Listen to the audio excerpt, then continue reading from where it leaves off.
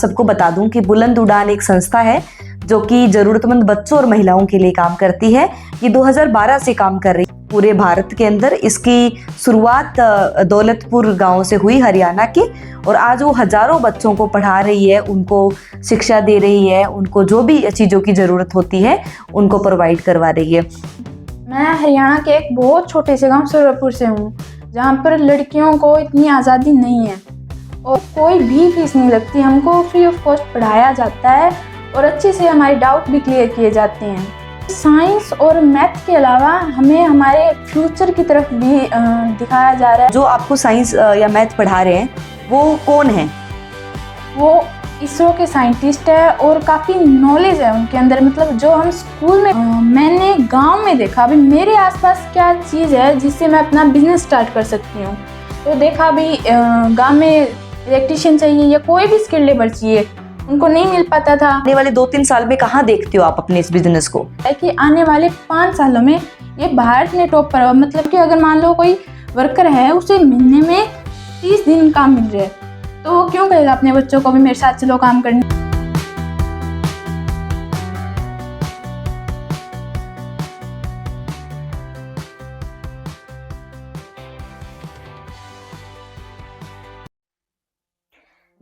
Hello दोस्तों, आज हमारे साथ आई है एक इतनी खास मेहमान। जब आप इसको सुनोगे ना तो आप भी इस बात को यकीन से मान लेंगे कि सच में ये बहुत खास है। आइए राधा, बताइए कि आप कहाँ से हैं, आप कितने साल की हैं और आप क्या स्टडी कर रहे हैं, क्योंकि आप तो बहुत छोटी सी है अभी। तो मेरा नाम राधा है और मैं 10th क्लास में पढ़ती हूँ। मैं हरियाणा के एक बहुत छोटे से गांव सूरजपुर से हूँ, जहाँ पर लड़कियों को इतनी आज़ादी नहीं है। और मेरे पापा का नाम रोहतास कुमार है, जो कि एक दुकान पर काम करते हैं। मतलब उनकी ज़्यादा सैलरी भी नहीं है, 10,000 से ज़्यादा तो नहीं है। और मेरी मम्मी हाउस मेकर हैं, घर पर ही काम करते हैं। और हम 5 बहन भाई हैं। आप 5 बहन भाई हो, ओके। तो राधा, आपका गाँव में स्कूल है? हाँ। आप गवर्नमेंट स्कूल में पढ़ते हैं, राइट? हाँ, आरोही स्कूल में। अच्छा, गाँव में आरोही स्कूल में आप पढ़ते हैं? यस। ओके। तो आपकी दिनचर्या क्या रहती है राधा, सुबह उठने से लेके, और फिर हम बात करें स्कूल और फिर रात को सोने से पहले तक की? मैं बात करना चाहूँ तो बुलंद उड़ान में आने से पहले मेरी दिनचर्या थोड़ी आलसी सी थी। मतलब कि स्कूल 8 बजे लगता था, तो 7 बजे उठ गए और तैयार हुए और स्कूल के लिए निकल गए। 2 बजे आए, फ़ोन लिया, अच्छी तरह से फ़ोन देख लिया और फिर 5 बजे मम्मी को काम कराया और 10 बजे सो जाते थे। लेकिन अब बुलंद उड़ान में आने के बाद एक बहुत बड़ा बदलाव आया मुझ में। जहाँ मैं 7 बजे उठती थी, वहाँ मैं अब 5 बजे उठती हूँ।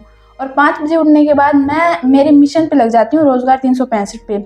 उसमें मैं सारे सोशल मीडियाज़ देखती हूँ, क्या चल रहा है, मेरी टीम को देखती हूँ और सारी जो जितनी वीडियो है वो अपलोड करती हूँ। और उसके बाद में मैं मेरी पढ़ाई लेकर बैठ जाती हूँ। मतलब कि 5 बजे से 8 बजे के बीच में मैं ये 2 काम करती हूँ। और फिर स्कूल में जाने के बाद 2:30 बजे मैं आती हूँ और उसके बाद में जो टीम मेंबर्स हैं मेरे साथ, निशा, सहवाल, नेहा, अमन, संजना, सुप्रीत और मनीष, तो उनसे मैं मीटिंग करती हूँ भाई क्या चल रहा है, वो कहाँ तक पहुँचे, क्या दिक्कत आ रही है। और उसके बाद में हम डिस्कशन करते हैं और जो भी प्रॉब्लम आती है उसे सॉल्व करते हैं। और उसके बाद में मतलब घर पे थोड़ा काम करा देती हूँ और फिर पढ़ाई। और मतलब अब मैं 12 बजे सोती हूँ, मैक्सिमम 6 घंटे सोती हूँ मैं। और 10 बजे तक फिर मैं पढ़ती हूँ और साथ में रोज़गार 365 का भी काम करती हूँ। ओके। आपके साथ एक आरजू भी है ना? हाँ। हाँ, तो मतलब आपका ये दिनचर्या है। चलो ये बताओ, आपने बुलंद उड़ान का जिक्र किया, बुलंद उड़ान में आपका कैसे एंट्री है? मैं आप सबको बता दूं कि बुलंद उड़ान एक संस्था है जो कि ज़रूरतमंद बच्चों और महिलाओं के लिए काम करती है। ये 2012 से काम कर रही है पूरे भारत के अंदर। इसकी शुरुआत दौलतपुर गांव से हुई हरियाणा के, और आज वो हजारों बच्चों को पढ़ा रही है, उनको शिक्षा दे रही है, उनको जो भी चीज़ों की ज़रूरत होती है उनको प्रोवाइड करवा रही है। तो आपका बुलंद उड़ान संस्था में कैसे जुड़ना हुआ? मेरी जो बुलंद उड़ान में एंट्री है वो बहुत मतलब फनी सी हुई थी। मतलब सर आए, सर ने कहा भाई ये बुलंद उड़ान ऐसे संस्था है और ये बच्चे ले रही है और जो इंटेलिजेंट बच्चे हैं ना उनको देंगे। तो जिस टाइम उन्होंने कहा था तब मैं उस स्कूल में नई थी, तो उनको नहीं पता था भाई मेरी पढ़ाई कैसी है। वो मतलब शुरू में मुझे ऐसे मानते थे भाई पढ़ाई में कुछ ज़्यादा खास नहीं है। ठीक है। तो उन्होंने 4-5 बच्चों को लिया और नाम दे दिया। ओके। तो उन 4-5 बच्चों में एक मेरी फ्रेंड है, काफ़ी करीबी है, उसका भी नाम था। तो मैंने उससे पूछा भाई चल क्या रहा है, तुमको किस लिए बुलाया है। पहले तो नहीं बता रही थी, उसके बाद में उसने कहा भाई ये ऐसे बुलंद उड़ान संस्था है और इसमें बच्चों को पढ़ाया जाता है। तब इतना तो नहीं था भाई बुलंद उड़ान में जुड़ना है, पर ये था कि अगर वो जुड़ रहे हैं तो मैं भी जुड़ूंगी। तो मैंने बात की सर से, तो सर कह रहे नहीं 5-6 बच्चों को का नाम देना था और उनका दे दिया। तो घर पर आई, उससे आपके फ़ोन नंबर लिए और पापा को कहा भाई पापा आप बात करो, मुझे तो जुड़ना है। ओके। और उसके बाद में जुड़ी मैं, और साइंस और मैथ की सर क्लास लेते थे, मतलब बहुत इंटरेस्टिंग क्लास होती थी, वो मैंने लगाई। और फिर उसके बाद में आपने कहा भाई आप कुछ सोचो, अपना फ्यूचर सोचो, तो इसी से एंट्री हुई रोजगार 365 की। ठीक है, हम रोजगार 365 पे भी आएंगे। अच्छा ये बताओ, जो संस्था आपको पढ़ा रही है तो आपकी कोई फीस लगती है या आपको फ्री ऑफ कॉस्ट पढ़ाया जा रहा है? रोजगार बुलंद उड़ान में कोई भी फीस नहीं लगती, हमको फ्री ऑफ कॉस्ट पढ़ाया जाता है और अच्छे से हमारे डाउट भी क्लियर किए जाते हैं। ठीक है, तो क्या सिर्फ साइंस मैथ की क्लासेस लगती है या कुछ अलग एक्स्ट्रा आप लोगों के लिए हो रहा है यहाँ पे संस्था में? यहाँ पर साइंस और मैथ के अलावा हमें हमारे फ्यूचर की तरफ भी दिखाया जा रहा है। भाई हमें अपना फ्यूचर है उसे भी सेट कर रहे हैं यहाँ पर। मतलब सर मैम ने, जैसे आपने हमें बिजनेस के बारे में बताया, हमने अपना आइडिया सोचा, मतलब कि पढ़ाई के साथ हम कुछ एक्स्ट्रा एक्टिविटीज़ भी कर रहे हैं और मोटिवेशनल सेशंस भी लगते हैं हमारे इसके अंदर, बहुत लोगों से मुलाकात होती है। ओके। अच्छा ये बताओ, जो आपको साइंस या मैथ पढ़ा रहे हैं वो कौन है? वो इसरो के साइंटिस्ट है और काफ़ी नॉलेज है उनके अंदर। मतलब जो हम स्कूल में पढ़ते हैं उससे ज़्यादा काफ़ी नॉलेज वाली चीज़ें हमें सर से पता लगती है। सर मतलब चैप्टर तो 2 पेज का होता है और सर 2 घंटे में सारा सब कुछ बता देते हैं। अच्छा, उसके बारे में। तो आपको कितना साल हो गया संस्था के साथ जुड़े हुए? संस्था में मैं 9th क्लास में जुड़ी थी और अभी मैं 10th क्लास 10th में पेपर देने वाले, मतलब लगभग 2 साल आपको हो गया। हाँ। ठीक है, तो अब हम बात करते हैं आपके रोजगार 365 के बारे में, जिसके बारे में आप कब से जिक्र कर रहे हैं। तो राधा, ये रोजगार 365 है क्या? इसका नाम क्या है? रोजगार 365 का क्या मतलब है, पहले ये बताओ। रोजगार 365 का मतलब है साल के 365 दिन जो स्किल्ड लेबर होते हैं उनको काम मिलता है। मतलब कि अगर उनके आसपास में काम है, मान लो किसी कस्टमर को इलेक्ट्रीशियन चाहिए और वो ढूंढ रहा है, अपने गांव तक ढूंढ रहा है, मान लो एक इलेक्ट्रीशियन उनके गांव में है और वो भी बिजी है, तो उनको वो नहीं मिलता और वो आपस में कुछ कर लेते हैं और बाद में धमाका होता है। अच्छा। तो इसी चीज़ से बचने के लिए मैंने एक ऐसा प्लेटफॉर्म तैयार करने की सोची है जहाँ पर वो अपने गांव से बाहर निकले। मतलब कि अगर कस्टमर को इलेक्ट्रीशियन या कोई भी स्किल लेबर चाहिए, इलेक्ट्रीशियन की बात नहीं करी, मतलब प्लम्बर, कारपेंटर, कोई भी हो, उनको अगर ज़रूरत है तो वो अपने गांव से बाहर के लोगों को भी बुला सकते हैं बहुत कम टाइम में। अच्छा, तो अभी इसको आपने शुरू कर दिया है? हाँ, हमने शुरू कर दिया है और 2-3 कस्टमर को प्रोवाइड भी करा दिया, जिसमें से एक मेजन है जिसको हमने काम दिलवाया है। 30,000 का काम दिलवा दिया हमने। 30,000 रुपये का काम मतलब आपने दिलवाया है। ठीक है, तो ऐसा ये बताओ कि इसके अंदर जो आपने ये बताया कि इसके अंदर इलेक्ट्रीशियन हो गया, प्लम्बर हो गया और आप जो भी और चीज़ें आपने बताया, मतलब जितने भी स्किल्ड वर्कर्स हैं, जो डेली वेज वर्कर्स हैं, उनको आप ये काम दिलवा रहे हो।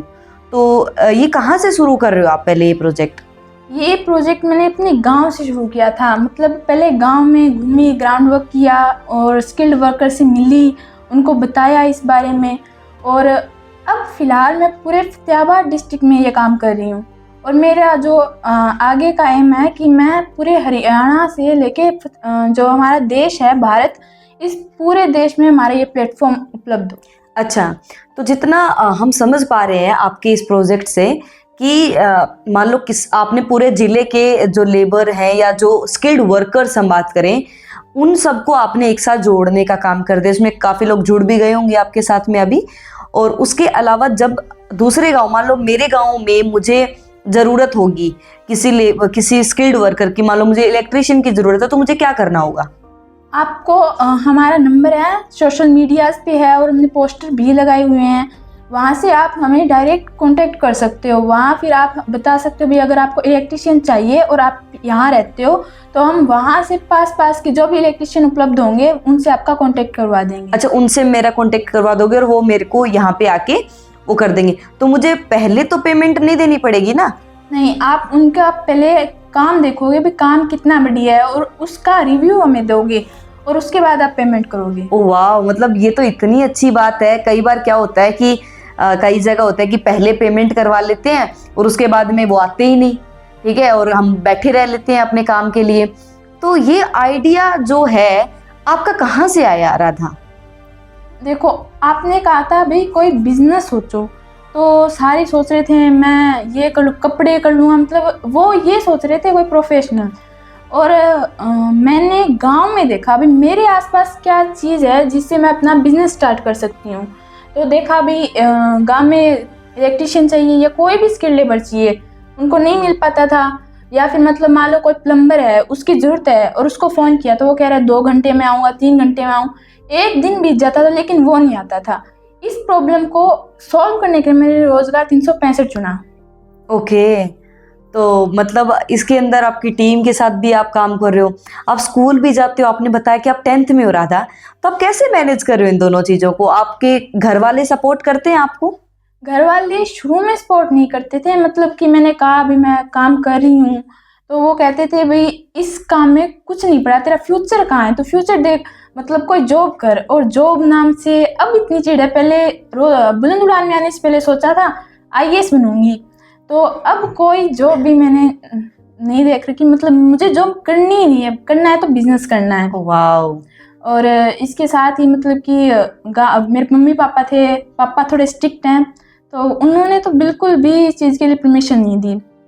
रात को मैं काम करती थी, मतलब किताबें लेके बैठ जाती थी, साथ में रोज़गार 365 आ जाता था और वहाँ पर मैं कर लेती। पापा कहते पढ़ रही है? हाँ पढ़ रही हूँ। अच्छा, मतलब आप अपना रोजगार 365 के बारे में रिसर्च कर रहे होते थे, काम कर रहे होते थे और पेरेंट्स से मतलब अब उनको सपोर्ट मिल रहा है अब आपको? हाँ, अब मिल रहा है। मेरे पापा खुद कहते हैं, मतलब मेरे बहन भाई वो कहते हैं तू पढ़ ले। और जब मैं फ़ोन लिए बैठी होती हूँ तो मेरे पापा मेरे को ऐसे नहीं कहते भाई फ़ोन देख रही है, मेरे पापा कह रहे अच्छा काम करिए। हाँ काम कर रही हूँ। अच्छा, तो अब आप खुश हो राधा? बिल्कुल। हाँ, अब घर वाले सपोर्ट कर रहे हैं, हर तरीके से आपके साथ में आ रहे हैं और मैं देख भी पा रही हूँ वो सपना जो आपके अंदर है ना, वो मुझे दिख भी रहा है, आपकी बातों से झलक रहा है। तो राधा, इससे ये बताओ कि आप ये क्यों शुरू किया, मतलब क्या प्रॉब्लम देखी आपने?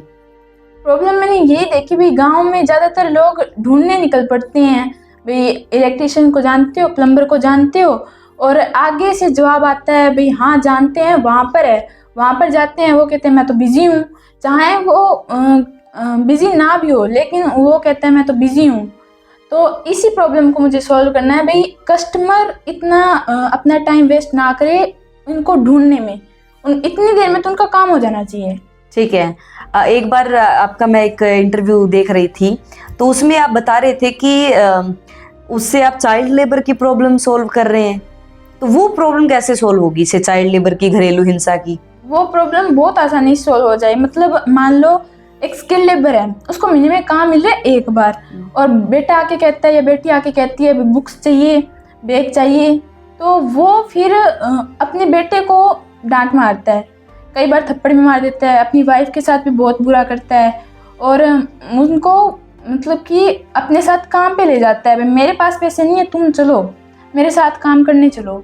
इसी चीज़ को फिर जो बच्चे होते हैं उनकी पढ़ाई छूट जाती है, उनका मतलब खेलना कूदना सब छूट जाता है, वो सिर्फ फिर काम ही लगे रहते हैं, छोटे से बुढ़ापे तक सिर्फ काम, उनका बचपन चला जाता है। इसी चीज़ को सोल्व करते हैं रोज़गार 365, क्योंकि अगर मान लो कोई वर्कर है उसे महीने में 30 दिन काम मिल रहा है तो वो क्यों कहेगा अपने बच्चों को भी मेरे साथ चलो काम करने? सही कहा आपने। काम जब, क्योंकि अगर मान लो कोई वर्कर है उसे महीने में 30 दिन काम मिल रहा है तो वो क्यों कहेगा अपने बच्चों को भी मेरे साथ चलो काम करने? ने वही सोचा कि मैं जब राधा मेरे सामने आएगी तो मैं इस बारे में ज़रूर पूछूंगी। तो राधा, आपने जैसे बताया कि आपका रूटीन स्टडी का कैसा है, जैसे आपके 10th के बोर्ड के एग्जाम्स हैं तो डिस्टर्ब नहीं होती आपकी स्टडी?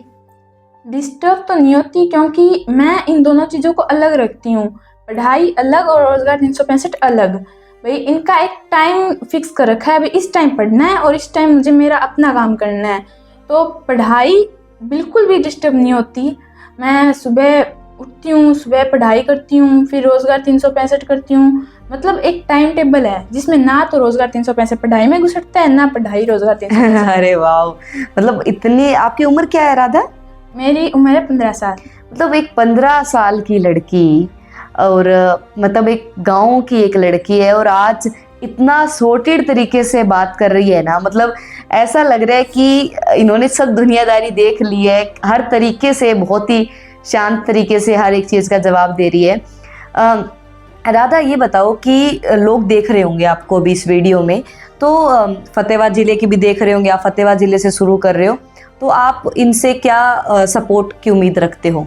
मैं इनसे यही सपोर्ट की उम्मीद रखती हूँ कि पहले तो आप अपना आशीर्वाद बनाए रखें और जितने भी फतेहाबाद में जिस स्किल्ड लेबर को आप जानते हो उनसे हमारा कांटेक्ट करवाएं और नंबर भी आपको मिल जाएगा।